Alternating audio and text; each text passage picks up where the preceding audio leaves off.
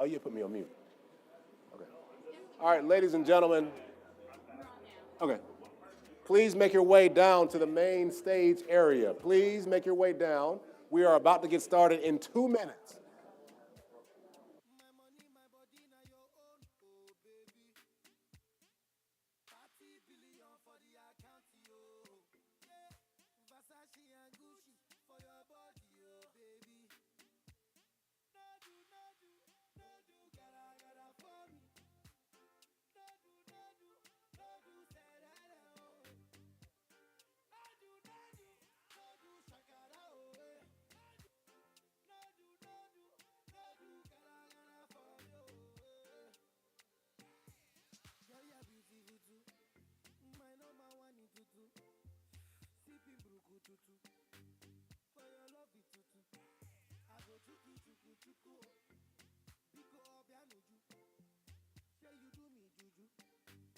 Feeling the juju, shake it to you, take it. I wanna dash it to you, take it.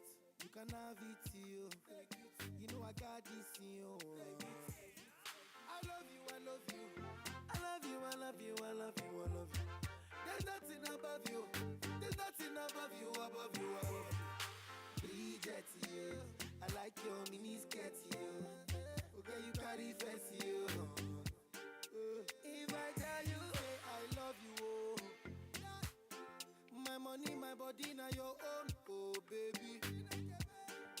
30 billion for the account, oh. Yeah. Versace and Gucci. All right. Ladies and gentlemen, please make your way down. I'm only going to ask one more time. Make your way down to the main stage area. Plant your beautiful selves in all of these chairs that are awaiting you right now. We're going to get started in 1 minute. So you have 1 minute to get from upstairs to down here into one of these chairs. Thank you so much. We are ready to get started.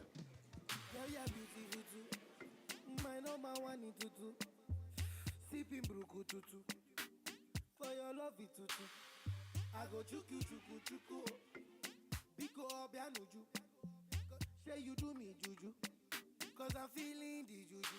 And you know say nobody holy, but I don't go tell you story. 30 more seconds. I gotta be your man, I gotta be your man. Let me talk to you, say a few things. Girl, I'm feeling you, but it's up to you. Say you know I got this. I love you, I love you, I love you, I love you, I love you, I love you. There's nothing above you, there's nothing above you, above you, above you. Bridget to you, I like your mini skirt to you. Okay, you carry face to you. If I tell you, say I love you, oh. My money, my body, now your own, oh baby. 30 billion for the account, yo. Yeah. Versace and Gucci for your body, oh baby. No do, gotta for me. No do, say that, oh. No do, shakara, oh, eh. No do, gotta for you. Your favorite boy, Techno, on the beat. Cxmmunity.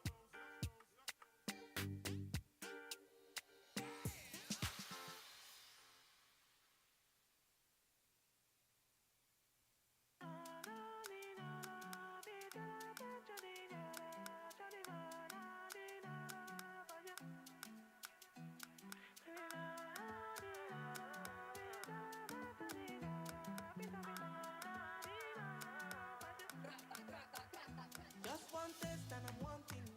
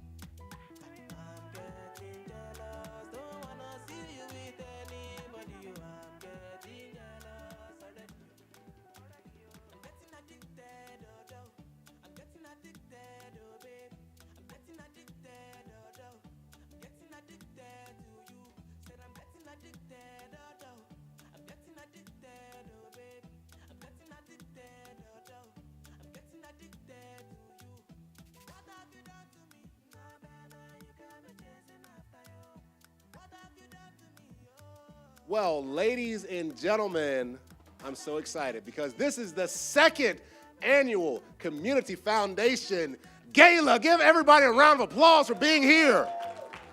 An amazing event, and I am just ecstatic that you all are here today, and I am so thankful to be your host. My name is LeBron James? No, my name is Andre Fluellen. I played 8 years for the National Football League for the best team in the entire NFL, the Detroit Lions. All right, there we go. Well, as a motivational speaker, is it okay if I give you a little bit of motivation before we get started tonight? Is that all right? Well, I'm going to take you inside of an NFL locker room right now. Now, I played with some great players, but I played with some bad teams, too. Now, believe it or not, the Lions always weren't so good. In my rookie year in the NFL, we had the perfect record of 0 wins and 16 losses. You didn't have to say it like that. All right. So some people would think, well, why were the Detroit Lions so bad that year? Well, it wasn't because of talent. I mean, we had people like Calvin Megatron Johnson on the team, a Hall of Famer. We had people like Matthew Stafford on the team, a Super Bowl champion. I mean, we had people like Andre Fluellen. Oh, there we go. Thank you very much. So it wasn't a talent thing. So if it wasn't talent, then what was it that made us so bad? And it was a mindset issue. And there was one mindset that we have to overcome that we didn't overcome that year, and it was called the underdog mindset. Everybody say underdog. Now listen, the underdog is the safest and most dangerous place to be. Why? Because when you're the underdog, nobody expects much from you. That's the safe space. But the dangerous place? Nobody expects much from you. And because we've identified ourselves with unexpectations, we didn't expect much from ourselves. So I'm going to take you inside of an NFL locker room. Right now, you are all on a 53-man roster for the Detroit Lions. All right, so we're playing against the Dallas Cowboys, and this is a true story. Any Cowboys fans in here? He said, we got one in here? Make sure you show him where the exit is. All right, so we're playing against the Dallas Cowboys. The coach comes running in, gives this fiery pregame speech, and he says, all right, fellas, we're playing against the Dallas Cowboys. And he said, they're a little bit bigger than us. And they're a little bit stronger than us. But that doesn't matter today. Why? He said, because we're David and they're Goliath. And we're going to go out there and slay those giants today. Let's go get them. And he goes running out. And I go walking out. And I was just thinking to myself, did my coach really say the only way we'll win this game is through an act of divinity? Well, I'll tell you, guess what? Coach was right. They were bigger than us. And they were stronger than us. But no divinity happened that day, and we got beat 42-0. Now, but the reason we lost that game, and the reason we lost every game, is because of the underdog mindset. Everybody say underdog. Now, some of the students that you will hear from tonight, they don't have that underdog mindset. Some of the people in this room do not have the underdog mindset, and I want you in life to not consider yourself the underdog anymore, but now you are the top dog. Remember that. So as we go through this night, I want you to think about that in every area of your life. And the next thing we're going to see a recap video of the Community Works Year in Review. The theme for this year is Community Works. And after the video, you will hear from the man himself, Julian. Roll the video.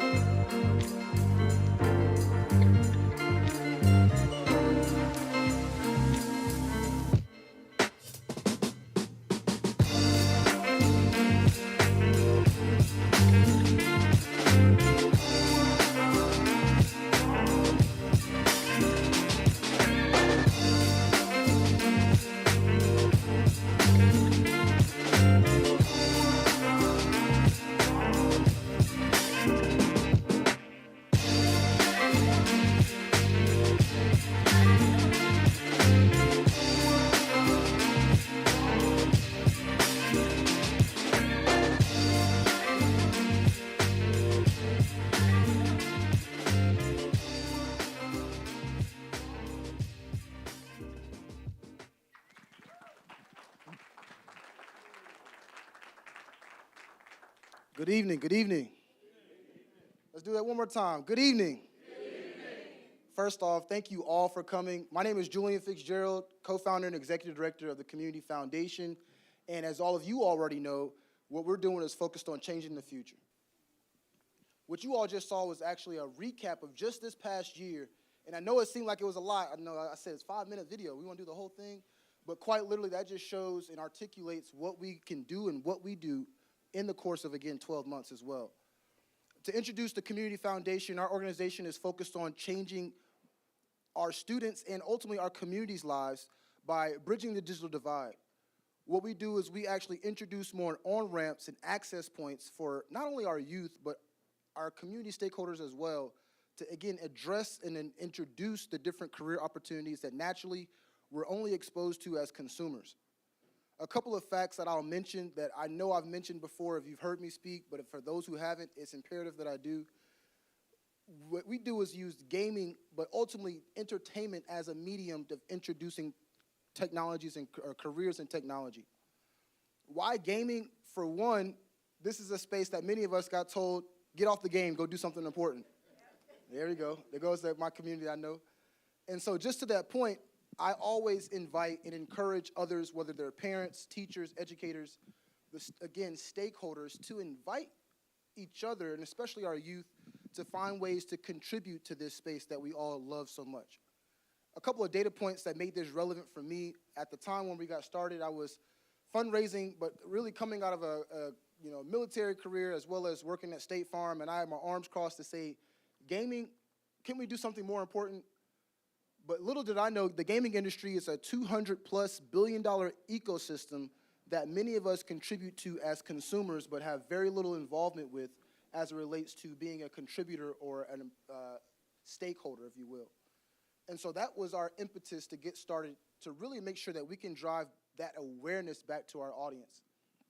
So this video that you all just saw just encapsulates what we've done in our 6th year of our work, focused on, again, bridging the divide by exposing more careers, then upskilling and ultimately educating our end users to being able to pursue and compete, that's the important word here, compete for those same careers. And then also a couple of things that you'll hear tonight are how we also further bridged what we've recognized as remaining hurdles or barriers to us being able to accomplish this mission. Again, my name is Julian Fitzgerald. I'm very excited for you all to listen and learn a little bit more about what we do and why we do it as well. So in a moment, you're going to get a chance to hear from not only myself a little bit more, but some of our stakeholders, and I'm going to use that word probably 100 more times. And then first in that order will be some of our education and student-based stakeholders, but you'll also hear a little bit more from some of our partners that are in the community, and then also a few others within that corporate environment as well. The last thing I'll say before I invite my guest up, as we're going to be speaking together, is, again, I want us to each open up our minds to be able to, one, not just learn, but let's be inquisitive. I was told creating intelligence is created by asking questions. So we can create more information for ourselves based on the questions that we ask. So again, instead of just saying, get off the game, why don't we invite ourselves and our youth to, let's identify how you can add value to that thing that you love so much. So for each one of you all's unique personal aspect, think about how you or someone that you love can contribute not just to gaming, that's just the medium of the day, but to the larger digital entertainment and thus technology industry through their, again, unique vantage point or aspect.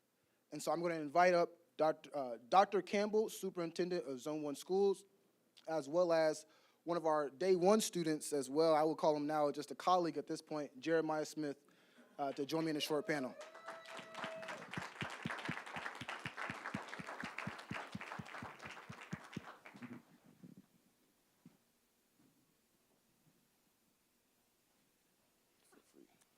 You're welcome.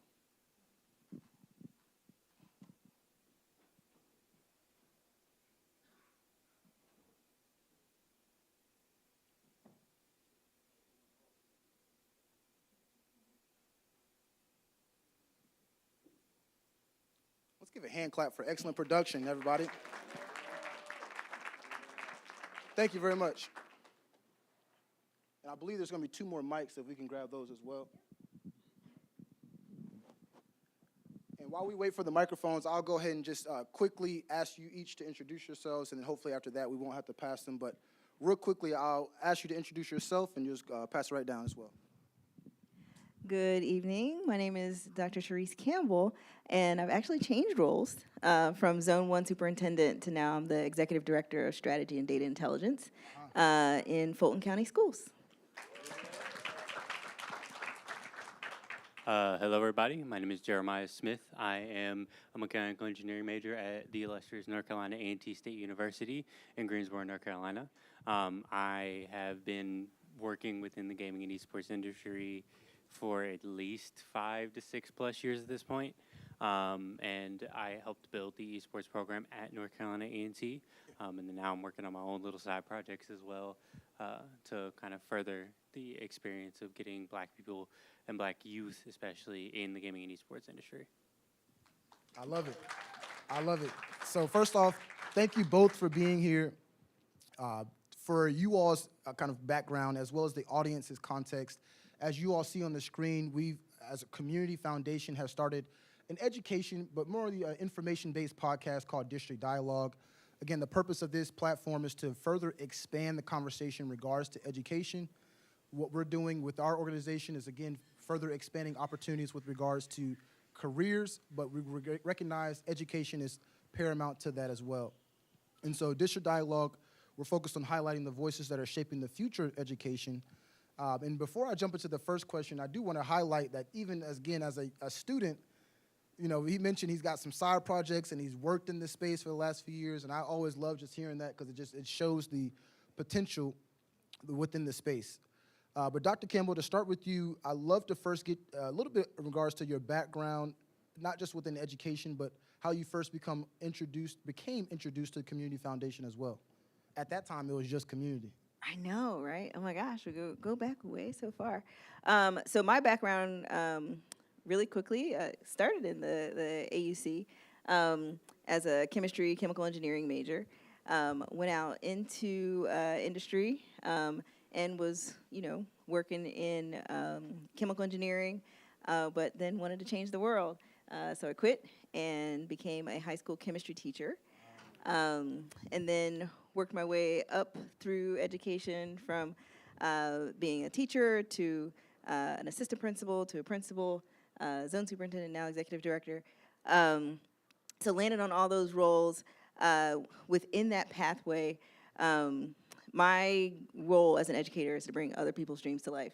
And along that path, I found community. And that's what I saw Julian doing. And I still know very little about gaming.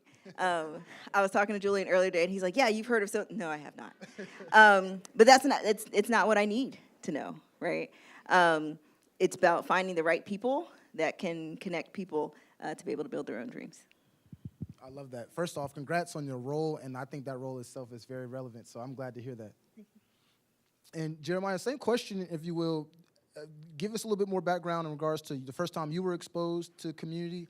I know we go way back. You're a senior in college now, but tell us when that started, if you don't mind. So for me, this was around 2020. I think you all had been around for maybe 9 months as community. If that. So this would have been August 26th of 2020. It was my senior year of high school. And I had been just kind of looking online. My dad had known that I was trying to start an esports program, not only at my local school back home, but hopefully looking to do something in college. And he sent me a text like, "Oh, look at this! They're doing something you might be interested in," and the rest is history. So I had reached out to them via email, and they got back to me, and basically started working with them from there. So that's led to things from the start of HBCU Esports to all the way into starting up the esports program at North Carolina A&T back in 2021, that same fall. And it's been a long journey. Our esports programs at North Carolina A&T is actually doing fairly well. We've been competing in a couple different leagues the past 2 years with more in-house stuff for that. So it's been a long journey, but I think it's been well worth it. I love to hear that. And yeah, I feel for you for a round clap. And to your point, Jeremiah, it definitely has been a long journey. We, again, met you in high school. Now you're at North Carolina A&T.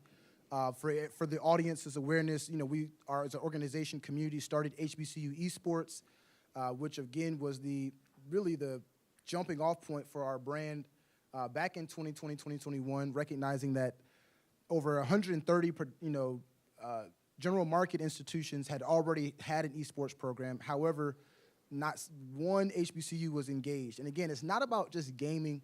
When you're thinking about esports or gaming, just hear careers and jobs. That's how I see it. I hopefully can convert for you all to see that as well.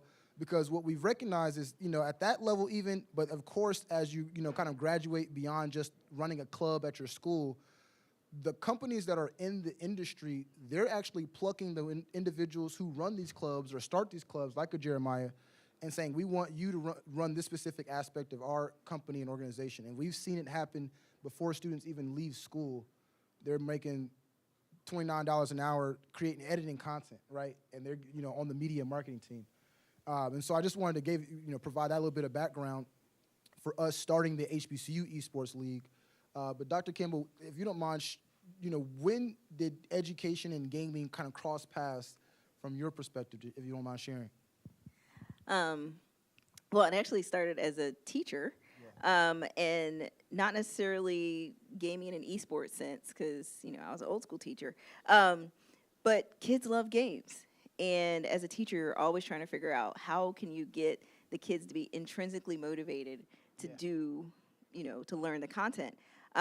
So early on, figured out that whether it was, you know, a board game or letting them get on for computer time if they were able to finish their work, like it was a thing, right? So using gaming as a medium for motivation to get you to learn chemistry.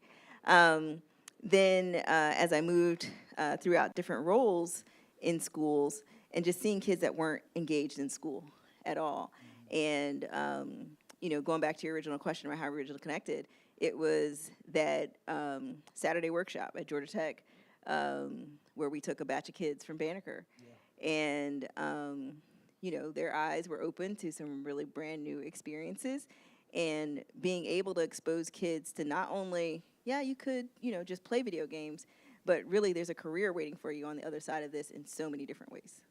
Yeah, thank you for mentioning that. That was the day ones of the programming. We actually have a Banneker student in the room. If you guys get a chance to say hello to him, he's super bright, super smart. He actually just started college, actually, so a Banneker alum.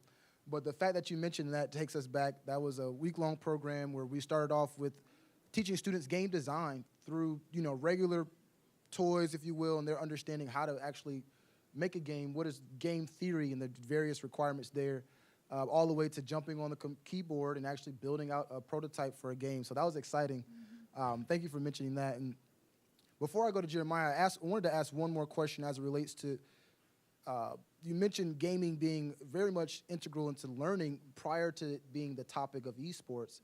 And I definitely agree. I think anyone who doesn't know this already, gamification lives and it exists all throughout our lives. Rather, anytime you pay with Apple Pay and you hear that ding, that's somebody who understands the game theory mechanics in regards to kind of reward, kind of action and reward. And so in that same regard, I love that gaming itself has been a tool to introduce topics of learning.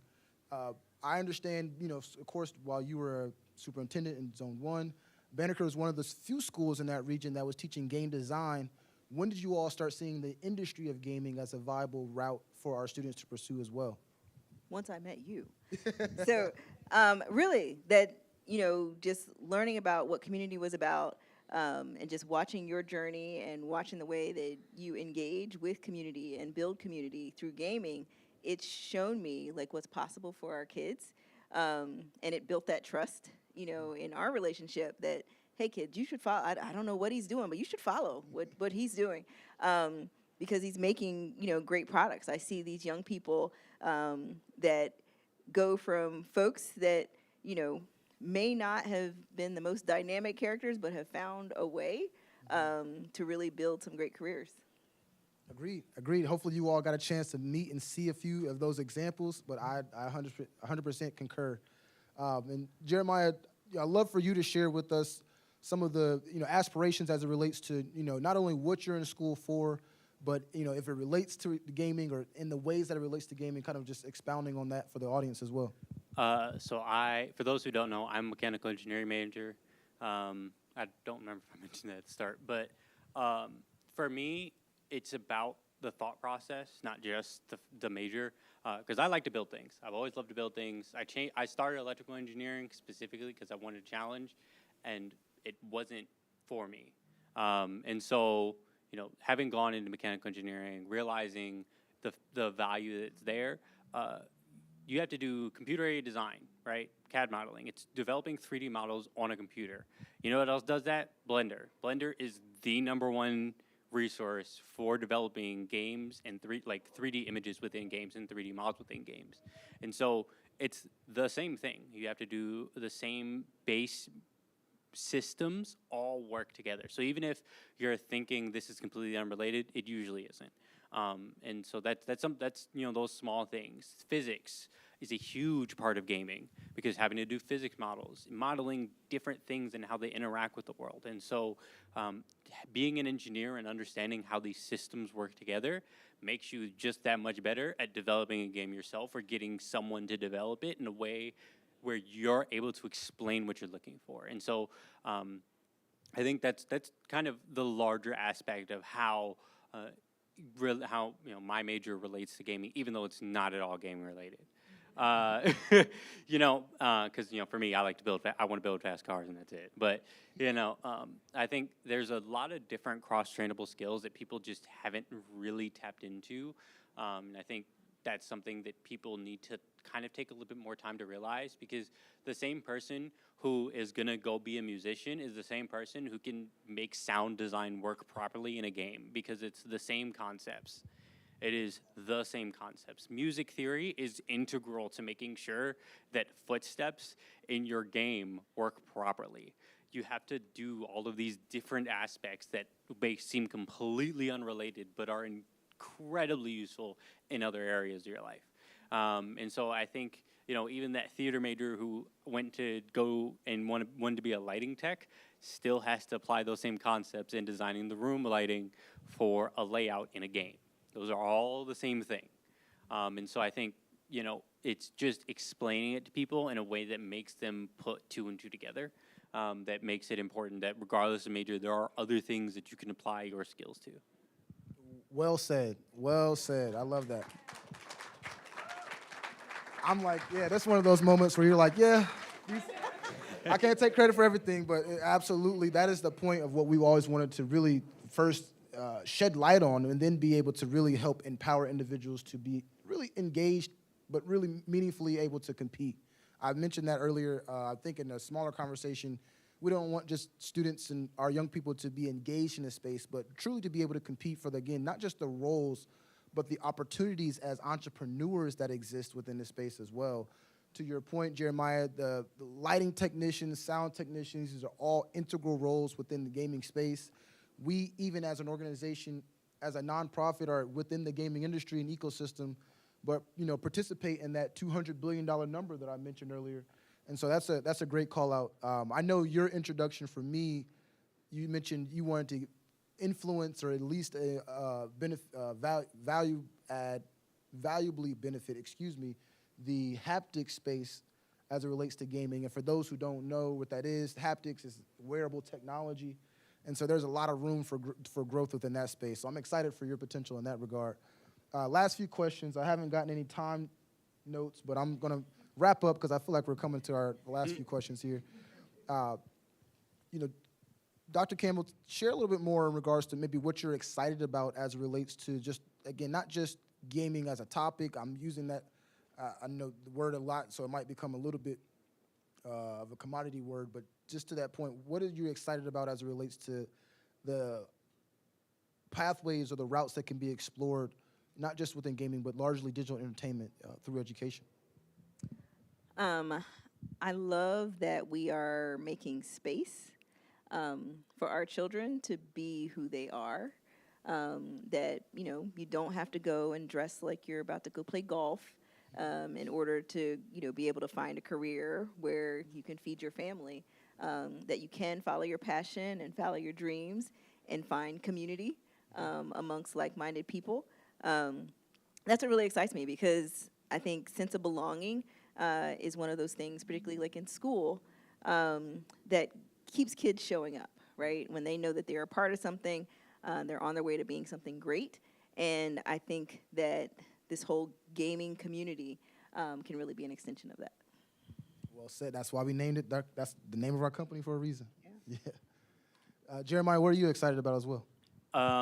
So I am not necessarily in the education space in the same way. Obviously, I'm a student, and I am not an educator by trade, somewhat by nature.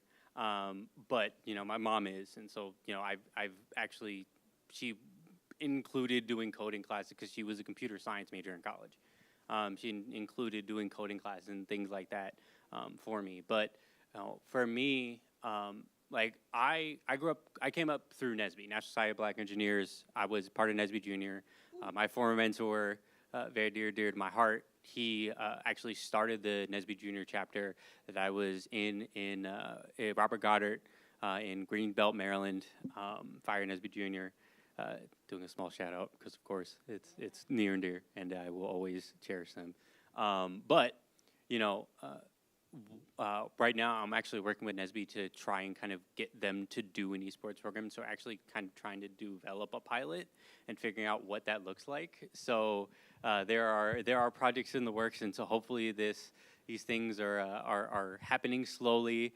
And I'm really excited to actually be able to make something of this, because these are small things and small steps forward that for me are pushing towards what I wanted to work towards for a long time. And so, I took that leap especially because of, my mentor, and having to kind of figure out how do I, honor him as he had passed away about a year and some change ago. So, making sure that I'm giving back to my NSBE Junior community and to my NSBE community at large was important. And I'm like, these are an opportunity that we have not touched on. Mm-hmm. And so I wanted to, make sure that we are actively getting a chance to do that. It's leadership, y'all. I love it. Thank you, thank you, thank you. So first off, or lastly, thank you both for joining me on this stage and during District Dialogue podcast. Of course, obvious plug for anyone who's interested into the education, innovation conversation. Tune in on every platform: Spotify, Apple Music, or Apple Podcast, YouTube, of course, as well. And then, if you all don't mind, please give our lovely guest a round of applause as well. And as they exit the stage, I'll quickly introduce.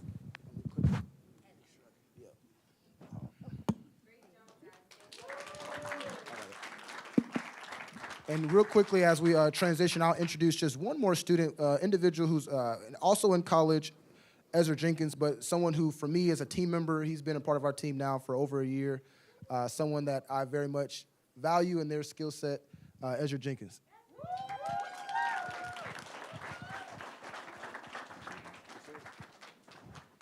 Good evening, everyone. My name is Ezra Jenkins, Junior Business Administration, Concentration in Marketing. I currently serve as the founder and president of Maroon Tiger Gaming at Morehouse College, as well as the Esports Director for Global Impact Academy, which is a high school out in Fairburn. What else? Ghost Gaming Ambassador, and lots of other hats. I do a lot of things. I think the biggest thing for me is finding a niche and a passion in which you feel that you can add intrinsic value to. I think that when a person finds their niche that they know how to articulate, they know how to make it cohesive, they can explain it in layman's terms, and they can consistently feel passionate about it, this is a thing that you will need to go for and continue to go for. So my niche, I found out, is organizational management.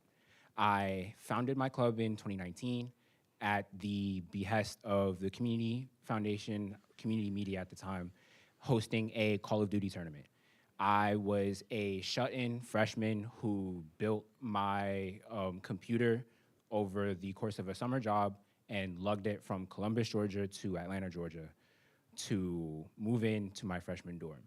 Didn't come out of my freshman dorm really for the whole first semester. Super gamer, fighting with my parents, cord taken away, all the stereotypical things of a gaming student coming up.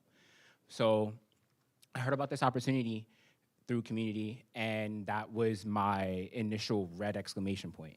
Oh, this is a tournament, I'm good at the game, let me go find a team. So that's my first taste of organizational management. I'm doing recruiting, I'm doing marketing, I'm making flyers, I'm networking with the people in my dorm group chat who I talk to and argue with literally every single day. I'm like, hey, y'all be on COD? Come play, let's go make some money. So I ended up finding my co-president and co-founder, Caleb Howard, who's over here. And since then, we have found a very intrinsic motivation to not only create the same pathway that we have, but to showcase that the realm of esports, broadcast production, digital production, entertainment, all of these things are accessible as long as you actually want to do those things. It's now easier than ever to boot up a stream. It's now easier than ever to get overlays, to watch YouTube videos, to learn how to do these things. And we see them in our everyday lives. Kaizenat, Speed, Emeru, you name it. But I think being behind the camera and being behind the scenes is also just important. Learning how to develop the skills, learning how to talk about them, learning how to be able to set up, break down a production and run it, I think those are gonna be way more valuable than I know how to be in front of a camera. So all of these things to say that I've really grown into I think a really good role here at the Community Foundation. My title is Engagement Coordinator, and I take that very literally in that how you engage with the organization at any point in time in any structure in some way, shape, or form reflects on me and how I'm doing it. So as I'm thinking about all of the people that I'm talking to, people that I'm networking with, trying to sell to, trying to get to participate, I'm always thinking, okay, what can I do to make this conversation more geared towards how can you support? Because the biggest thing for me is just making a pathway for those that come behind me. I've been very fortunate to put a lot of my teammates and team members in positions to earn income, to travel, to go to events through my own or communities or other people's. But just the biggest thing is advocacy, making sure that people have a way to come behind me. And to that point, I would like to bring up 3 of my students who I handpicked from my GIA Esports Club because I believe that all of them show innate leadership skills, all of them show great articulation and passion in what they do, and all of them are very adamant about what they do. I would like to welcome to the stage Tayden Johnson, Aubriel Cox, and Molly Jabri.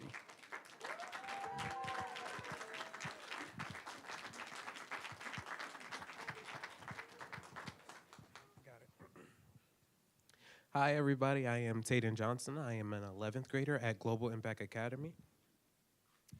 My name is Aubriel Cox, and I am a 10th grader at Global Impact Academy. My name is Molly Jabri, and I'm 11th grader at Global Impact Academy. Oh, the teams. I'm sorry. I'm a part of the GIA Roby Smash team. I'm a part of the B team. I'm a part of the Overwatch A team and Smash Bros. Not Smash Bros. Mario Kart B team. And I'm a part of the Overwatch A team and the Smash Bros. B team. To begin, I would just like to preference. Back in my freshman year, I was a terrible player. Like, I can't sit here and lie to you. I was a really, really bad player. I had the sort of ego complex, and with that, I lost a lot, and barely got as much playtime as I do now. I've learned over the years of being in the esports thing, I've learned a more competitive nature and learning how to coordinate with a team, more or less. it's become such of a learning experience to learn and adapt and grow from other players and how other people maybe might see things in a way that I don't. And it's been such an experience to be on a team such as this.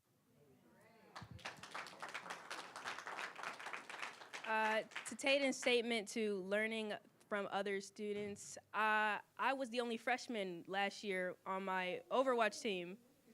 I learned a lot from them. I learned more about teamwork and coordination, and that at a group of 5 people, you have to work together a lot in order to win games. And if you don't work together, it does not work. You lose. It doesn't end well. I guess the most valuable lesson I learned has to be communication. If you communicate with your team, you can work together and get a lot of stuff done. And if you cannot, you do it by yourself, and that doesn't work as well as working with a team.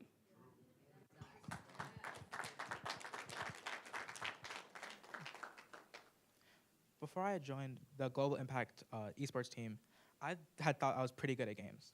I played a lot, and I practiced a lot, and I really wanted to go big, right? But once I joined, I realized that simply playing the game a lot doesn't mean you're good. Because most games, it requires teamwork, just like playing football or basketball or soccer. You have to learn to work well together. Like, if you put Messi with a team full of scrubs, he can try his very best, but at the end of the day, they might not win. So I learned I practiced a lot with my team, and it taught me how to adapt and how to coordinate with other people in order to better not just me in my gameplay, but to better everyone. And that's what I've learned from esports. I want to thank Ezra for having us on today. He's been a real big part of our first semester here in our new year of esports. It's been a semester. We've won. We've won and we've lost. It's kind of leading into what we want to do next semester. And next semester, I want to win the playoffs. I want us to win the tournament. Out of the 3 years I've been on the team, we've been to playoffs each year, but unfortunately have fumbled like literally at the last step. I want for this year alone, or maybe coming on to my next year, I do want to win a tournament, playing the games that I love and being sent out there to know that we were not just a team of players, we were a group of heroes.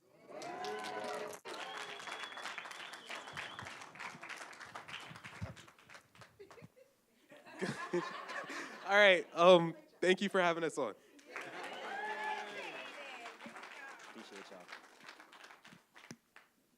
So you've heard from my students at GIA. I think that the craziest part of this journey is really just, I guess, recognizing my own impact in how I've went from starting my own to now being able to influence how other people learn and engage and take skills and participate in the content in the games that they play. One of the biggest things that I'm consistently preaching, as you can tell, is communication. Being able to properly give communication with the people that you're working with in a way that's both effective, constructive, and simple enough to not be completely misinterpreted is super valuable. They've made so much progress just through this semester, just by their veracity to learn and to listen and to actually engage. I think one of the things that I did have to do, I did have to ego check them.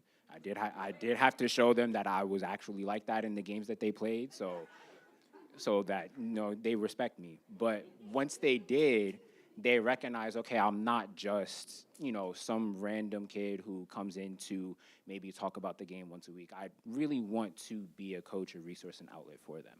So that's just one of the biggest things that I've come to realize this past year, and I'm returning next year, so yeah, we're gonna get them to a playoff win. Thank you all. Sending it back to our host, Flu. Appreciate you. All right, we can do better than that. Another round of applause. Everybody say wonderful. Say wonderful. It is wonderful what these young people are doing. You know, and I heard something, and I don't know if you caught it, but the young man said he had to understand that he wasn't the underdog anymore, had to have the top dog mindset.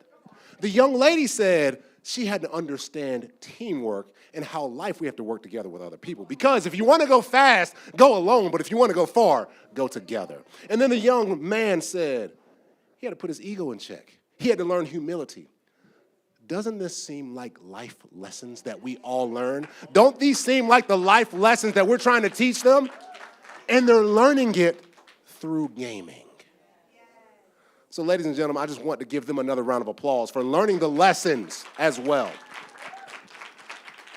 Now, this is the part that I'm excited about because it's about to be giving time. Now, listen up, but I want to tell you something about giving. And I have my own personal experience that I have never outgiven myself. And I mean that. And I don't want to sound like a Sunday preacher trying to pass a collection plate, but I have never outgiven myself. See, when you think about giving, I don't want you to think that you're giving to someone else. You're actually giving to yourself.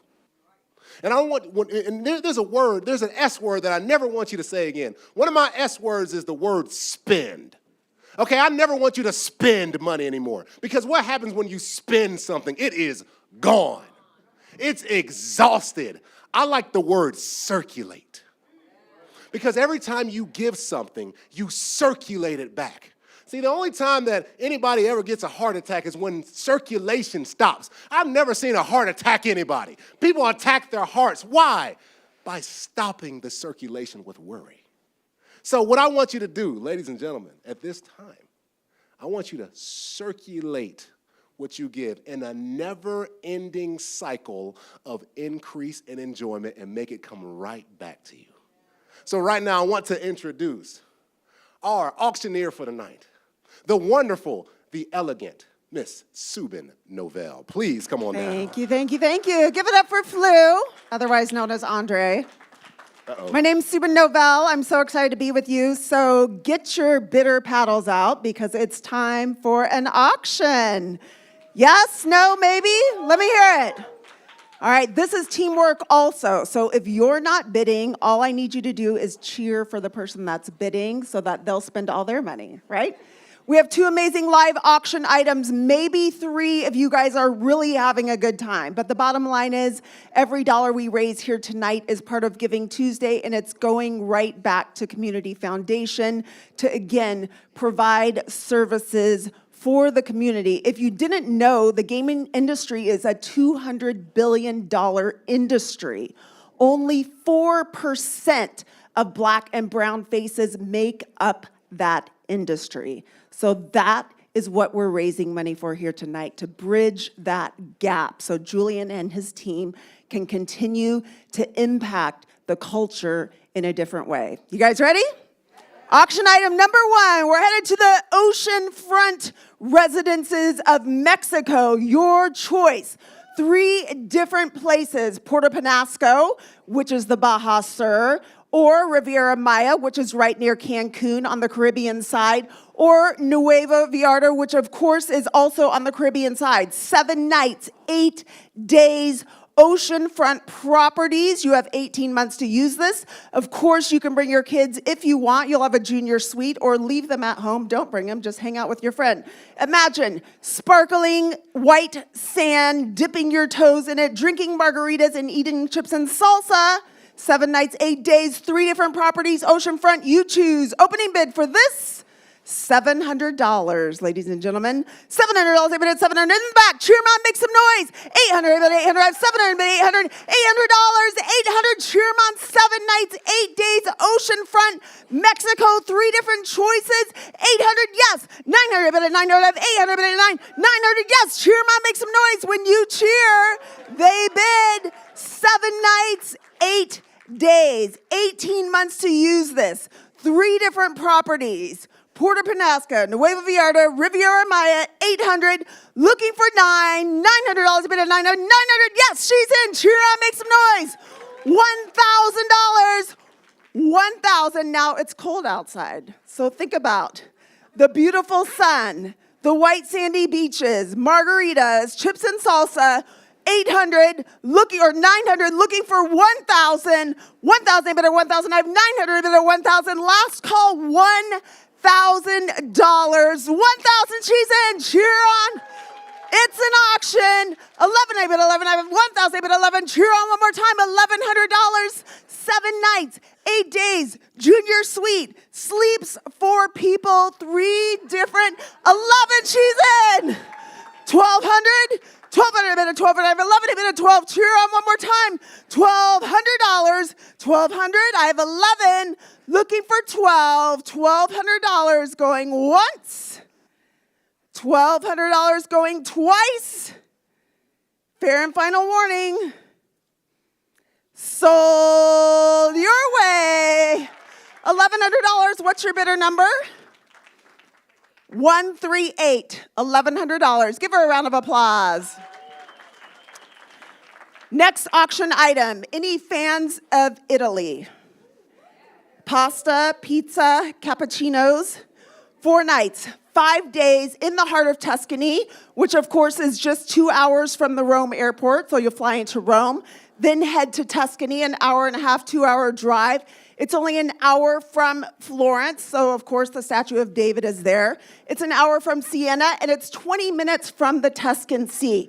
You'll have your very own hotel room that comfortably sleeps 2. When you arrive, you'll receive a bottle of wine and a charcuterie board, and you'll also enjoy a 3-course meal at your hotel's restaurant.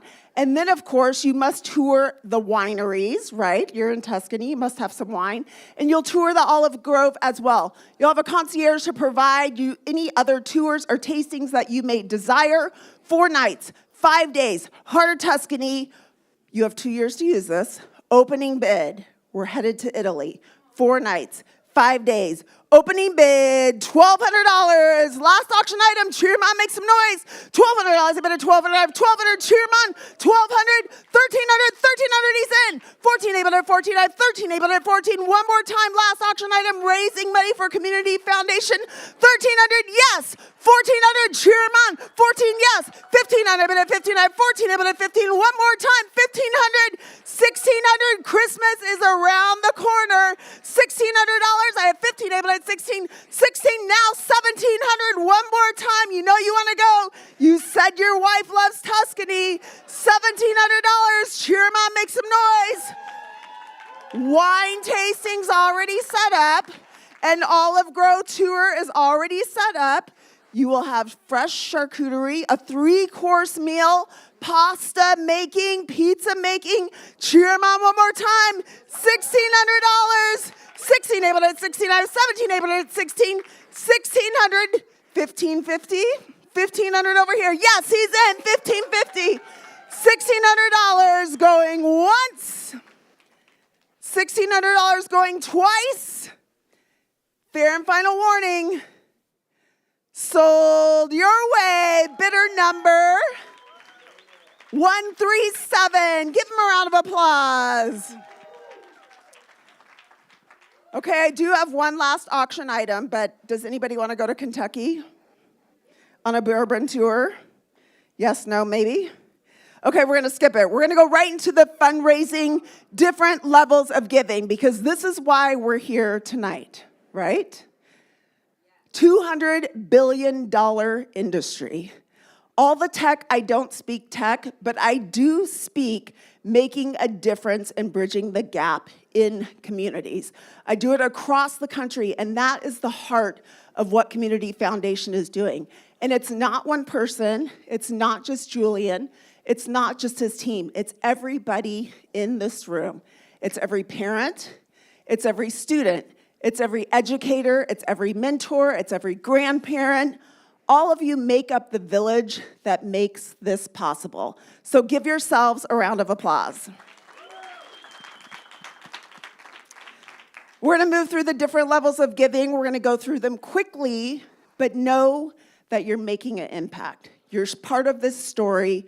You're part of the message. In just 5 years, they've been able to give $2.1 million in scholarships. Partnered with 51 HBCUs, a nonprofit that started in the middle of COVID is doing that. So round of applause. Our first level of giving, and you can always give me more, but this is where we were going to start, is $5,000. Is anyone in the room willing to meet us at this first level of giving, $5,000? If not, we have several different levels of giving, but $5,000 is where we want to start. If there's anyone willing to meet us at the $5,000 level here this evening. I can't see anything. Anybody raising their paddle on that side? $5,000. Otherwise, our next level of giving is $2,500. $2,500 just in the last 5 years, in person, 3,252 students' lives have been changed by working with this team. Again, having their eyes open to a different career path where they can make money doing what they love. And learning not only gaming, but the intricacies within that. So if it's studio lighting, if it's working at a studio, if it's working on a film, if it's working in radio, all paths lead to a bigger and brighter future, and that's what Cxmmunity Foundation is doing. $2,500, anyone willing to meet us at the $2,500 level here this evening? Again, it's Giving Tuesday, so we're here for this reason. Once, twice, 3 times. Next level of giving is $1,000. $1,000. Anyone willing to meet us at the $1,000 level? There it is. Cheer Mom, bidder 100. Thank you so much. We appreciate you. Bidder 100. Anyone else at the $1,000 level? Again, every dollar is making a difference. Now think about it. Like I said, I raise money across the country for different organizations. It's about bridging the gap. And by bridging the gap, you plant a seed to expand the future for this generation. But what does it do for the next generation? If you change one generation, it changes the next and the next. And that's what makes a difference. Anyone else at the $1,000 level? Otherwise, we'll move on. Thank you so much. Brandon, do you have a number? We'll find you. Xavier, after Brandon. Give him a round of applause. Thank you. Anyone else? If you don't have a bidder paddle, that's fine. You can always raise your hand. Next level of giving, $500. Just a couple levels left to go. $500 is our next level of giving. Anyone willing to meet us at the $500 level? Again, Cxmmunity Foundation goes to build tech labs, gaming spaces, developing the career pipeline for students to have life-changing opportunities. $500 is our next level of giving. There it is. Thank you so much. Bidder 116, we appreciate you. Thank you so much. Anyone else at the $500 level? These lights are brutal. Anyone else? Next level of giving, $250. Just 2 levels left to go. $250. Julian reminded me that the tax credit is $250. And if you don't give at $250, then you don't even get the credit. So, lovely lady in white, thank you so much. Julian, do you know this lovely lady? Okay, good. That's your mom? Oh, thank you, Mom. Anyone else at $250? Again, every dollar. As we come together as a community, that's what Cxmmunity Foundation is about. Bidder 133 is in. Thank you so much. $250. Anyone else at $250? Bidder 116. Thank you so much. We appreciate you. If one more person gives at $250, that's $1,000 that we raise at this level. So we might as well try. Anyone else at $250? Going once. $250, is that your dad, Julian? Yes? Another $250, thank you so much. $500 total. Anyone else at $250? We have just one last level. Julian, where's that basket? Andre, can you bring me that, please? Thank you so much. Last level of giving. So I always like to share a quote. It's Xavier's favorite from Danny Thomas, founder of Allsack St. Jude. He started that hospital, and he said, I'd rather have $1 from 1 million men than $1 million from one. I prefer both because that's my job. But the point is, it's about coming together as a community, as humanity, and this is what life is about. Life's not about what's happening in the world. It's about what are you doing with the gift that God gave you and how are you making an impact in other people's lives. So our last level of giving is $100. We're going to give you 2 bottles of whiskey. What is this one, Andre? Johnny Walker, 18. What else is in there? A lanyard. It's a swag. Did you put both bottles in here? Just one bottle. Johnny Walker, 18, and some swag from Cxmmunity. So it's $100. It's our last level of giving. If you haven't given, now's your opportunity. If you've given, please give again. This is the deal. Last man standing. So you're going to raise your paddle. The last one to give at $100 will get this. Is this the other one? What is Blanton's. Blanton's bourbon. So 2 bottles of bourbon should get you through the holidays. And some swag. All right, $100, our last level of giving, coming together as a community, and the last person to give will receive this. So $100, paddles in the air. Who's in at $100? $100? Nobody wants bourbon? This gentleman right here is in at $100. Bidder 113 is our last woman standing in at $100. Anyone else going to give $100 to win 2 bottles of bourbon and some swag? Anyone else? She's our last person standing once. Bidder 136 is our last woman standing. But you know what? You can give more than once, but every time you raise your paddle, it's $100. So far, our last bidder standing is right here. Going once. Bidder 114 is in. Last bidder standing. That's 4 of you so far. Anyone else? $100. Last level of giving. Going once. Twice. You can raise your hand. Bidder 127 is in. Last bidder standing, bidder 127, going once, twice. Remember, you can raise it more than once. Once, twice, 3 times. Bidder 114 is back in. Once. Remember, every time you raise your paddle, it's $100. But it's worth it. 2 bottles of bourbon. Christmas, think of how stressful Christmas can be. Once, twice, 3 times. 127 is back. 127 is back. Once, twice, 3 times. 127 is the lucky winner. Give him a round of applause. Last man standing, back to you, Flu. Here, I'll take it. Thank you so much. Give yourselves a round of applause. Thank you for your generosity. One more big round of applause. I'll tell you what. I would hate to go shopping with that lady because she can pull some money out your pocket. I'm telling you. Ladies and gentlemen, so we are just, again, excited for this evening. This evening has been wonderful. Has it not been? So we're going to hear from some of our partners right now. I do want to bring up one of our amazing partners. Please come up to the stage. Dr. Mary Parker. Please come on up wherever you are.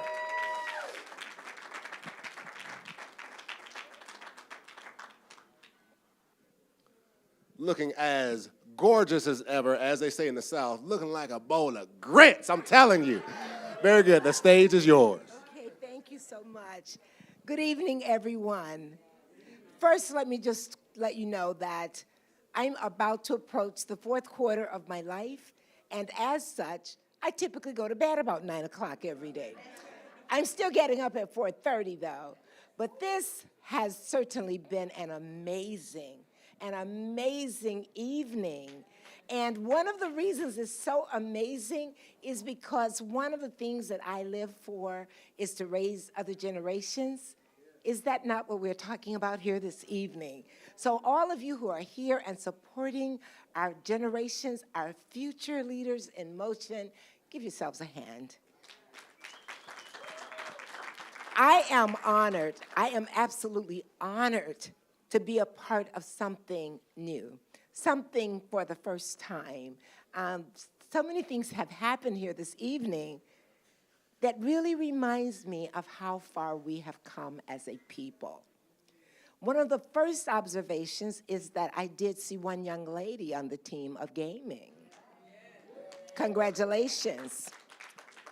I remember a few years ago, back in the 70s, early 70s, I was one of the first Black women to be a leader at General Motors. I heard you say Detroit Lions. I don't get too far from home. But what this evening reminds me of is an opportunity. We're providing opportunities for our young people. And I'm so excited that I don't have to do this work by myself because God allowed me to meet Julian, Ezra, Caleb, and there's one who's not here, and his name is Bill, Cedric Bill. I met Cedric first. My banker was his mentor, and she said to him, there's a lady you've got to meet.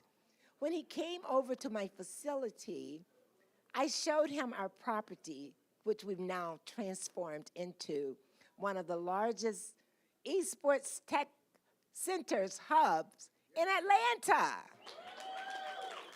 And we are very, very excited about that. But let me just give you a little bit of my background and why this is so important to me. I'm second oldest of 9 children, born to sharecropping parents in rural Mississippi. My youngest brother is 55 years old, and when he was born, we'd never had running water in our home nor telephones. Now, the blessing today is that my mother, who had 3rd grade education, had the wisdom to say that my girls are not going to the cotton fields. When they grow up, I want them to demonstrate in every field. And she pushed, and so did our grandmother. And so here I am today, one of the first Black women, but I'm just gonna say women for now. I'm one of the first women to integrate. I'm one of the first to be a manufacturing supervisor at General Motors. I'm one of the first women to become an executive director of security. I'm still the largest company that was started by a woman security firm, all-in-one security. If you ever go through the airport, if you don't see us, you can be assured that we see you. Here in Atlanta, we employ over 800 employees here in Atlanta, but we are a national firm. We have offices in Ghana, Africa as well. But for what I'm doing now, security gave me my background, but General Motors gave me my vision. When I started there, I started as a precision grinding operator, but I knew I didn't belong there. I had too much oomph to run a machine. So 2 weeks after being there, I asked my boss what did it take to supervise him. Of course, they thought I was joking, but I wasn't. I didn't go there to work for someone else. I went there to learn how to work for myself because at age 7, God gave me a vision. And that vision was that I could do anything I wanted to do. And I tried it. A lot of them I failed, but failure isn't failure for me. It is just another opportunity to get it right next time. But we keep trying, and that's what we're doing here when we're talking about our children in this game of esports gaming. I know a little something about that, but I have to tell you, I didn't advance very much after Pac-Man, okay? But what I did see, I have been in several industries that have changed and transformed the world in front of my eyes. The first was at General Motors as a manufacturing supervisor. I had 62 people in my department, and they worked on these assembly lines. I was one of the first to do the transition of bringing in the robots at General Motors. While I didn't really understand technology at the time, it didn't take me too long because I'm curious. I heard the young man say that he was a fixer-upper. Well, I like tinkering with things as well. And because of my background in automotive with my uncle who was a mechanic, I carried a lot of secrets in there that they didn't know. and one was, oh, I can fix it. Oh, I know what that is. That's a truck. That's a grinding wheel. Young black woman, you don't know anything about what you're talking about. Oh, yes, I do. And if I don't know, I'm going to find out. But I want to talk more about where I am today. I have retired twice, but it's still too much work to do and not enough of us doing it. I made a conscious decision to come back to my community to give back. I believe it is our our responsibility to connect opportunity with people.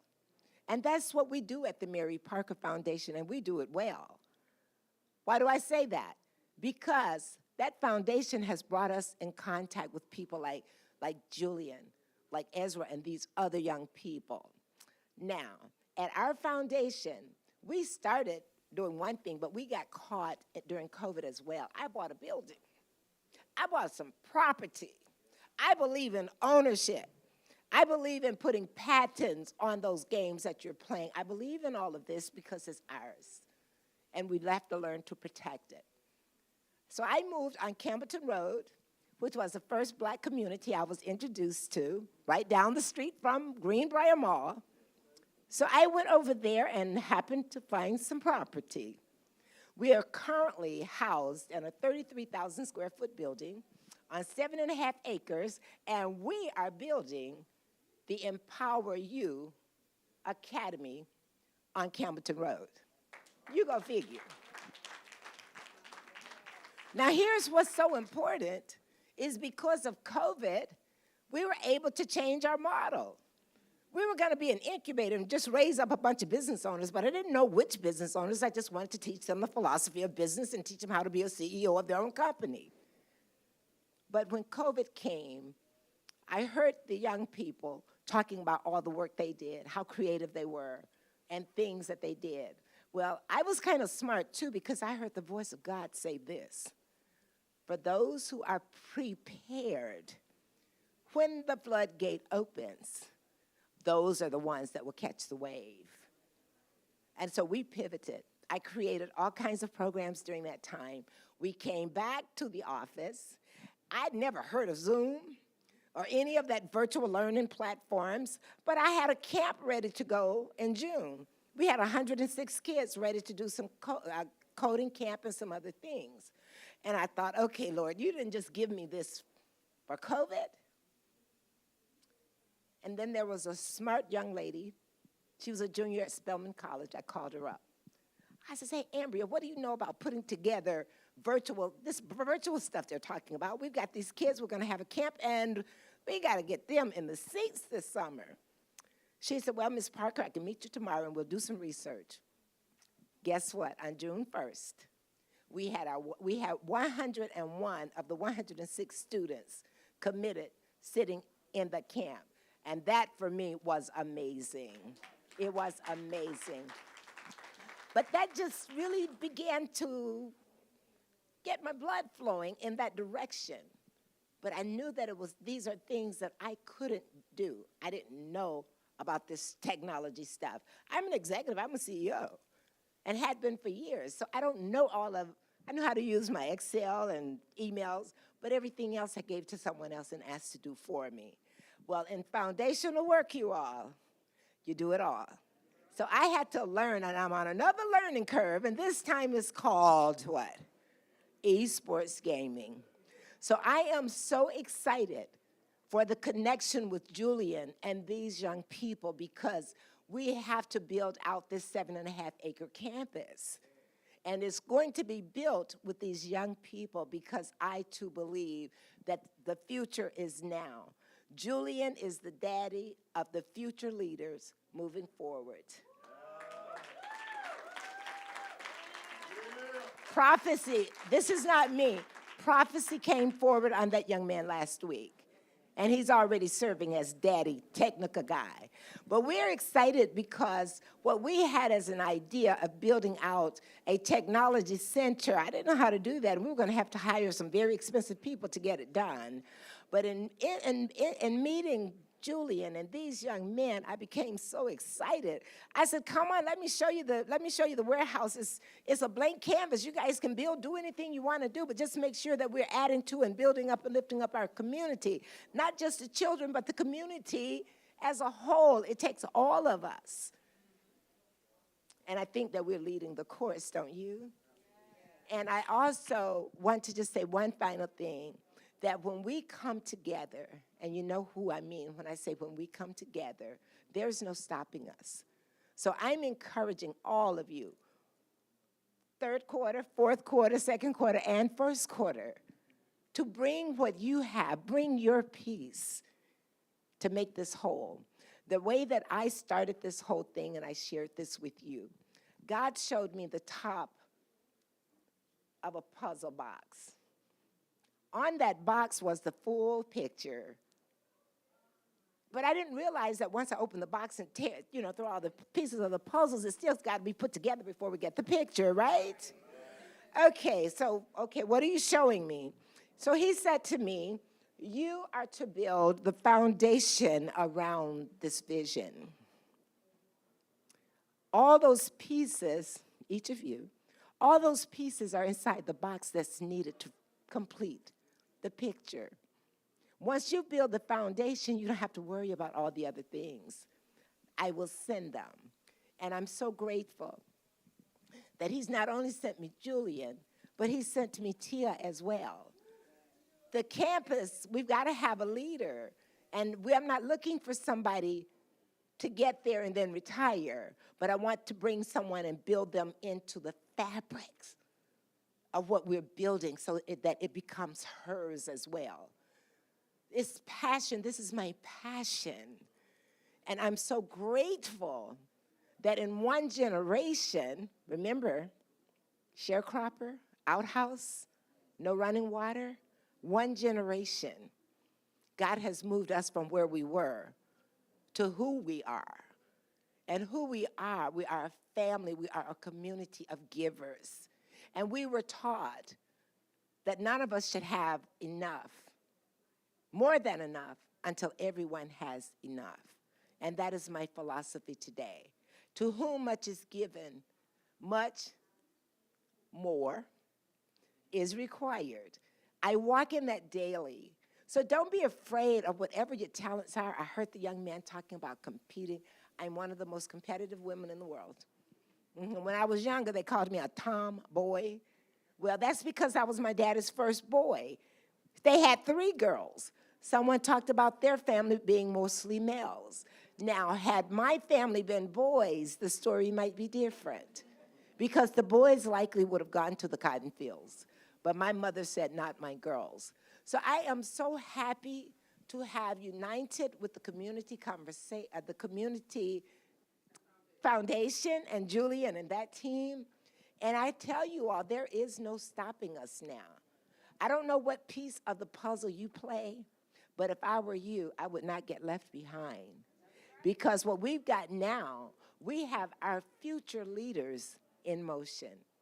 I'm not going to take up any more of your time. If you want to hear more about our story, come out to see us at Junction 2800, located at 2800 Campbellton Road. But tonight, we're going to continue celebrating the success of these young black men. We're going to continue celebrating the success of these young black men and women as well. God bless you all. Happy holidays, and I will see you at the top.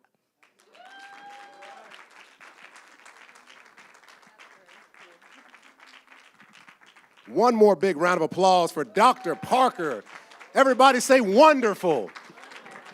You know, when I listened to her speak, the thought that came forth was the difference between arrogance and confidence. So arrogance says, I'm better than you. But confidence says, I'm the best, and I'll raise everybody else up. And that's exactly what Dr. Parker is. It is a walking epitome of confidence. One more round of applause for her, please. You know, as we wrap this up, I just think about this evening and what it means to me personally.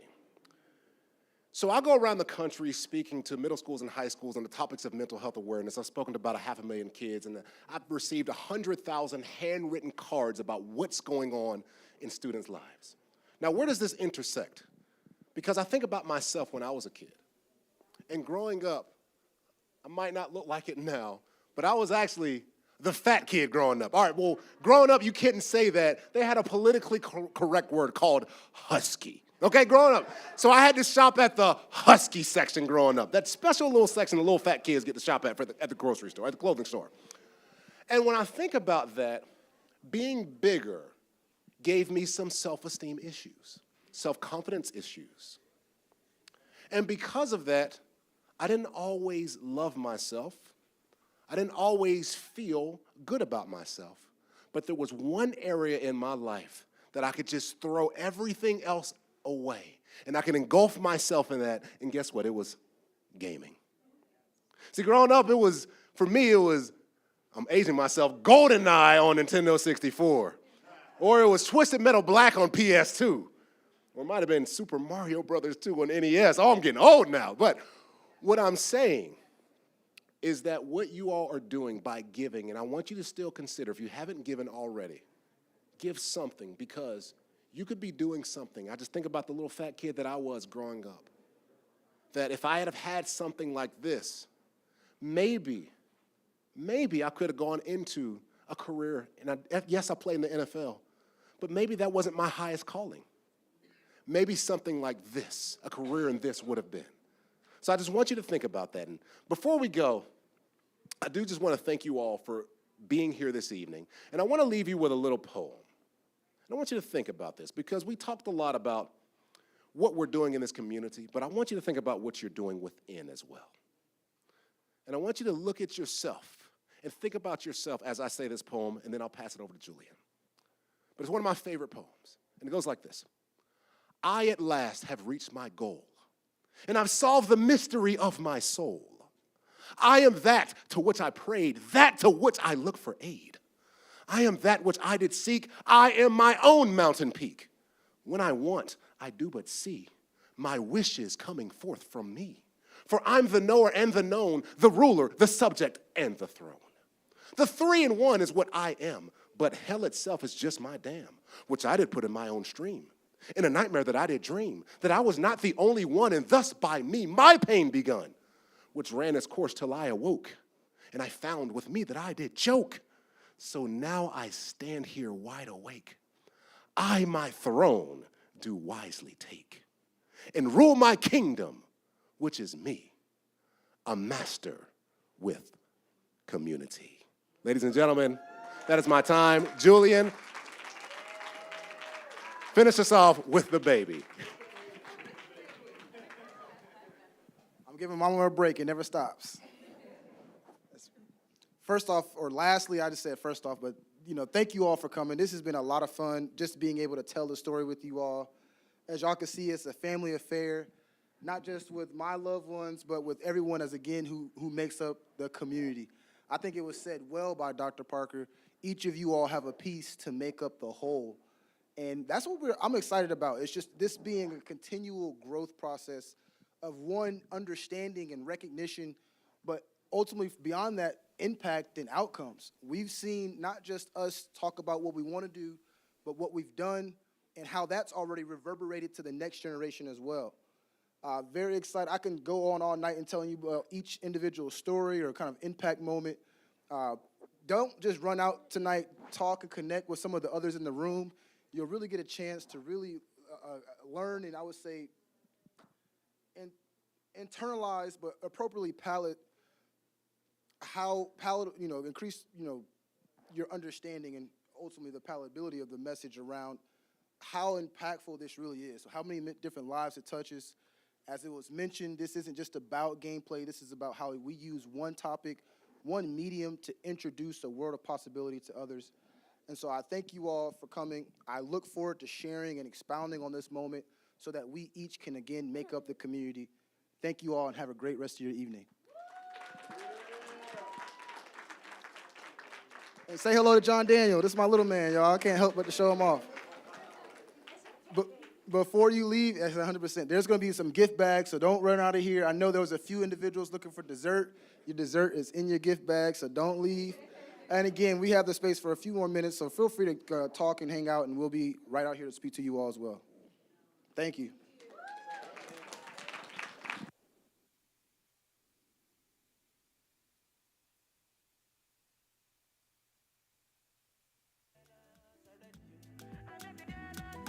I'm getting jealous, don't wanna see you with anybody. I'm getting jealous already. I'm getting addicted, oh. I'm getting addicted, oh babe. I'm getting addicted, oh. I'm getting addicted to you. Said I'm getting addicted, oh. I'm getting addicted, oh babe. I'm getting addicted,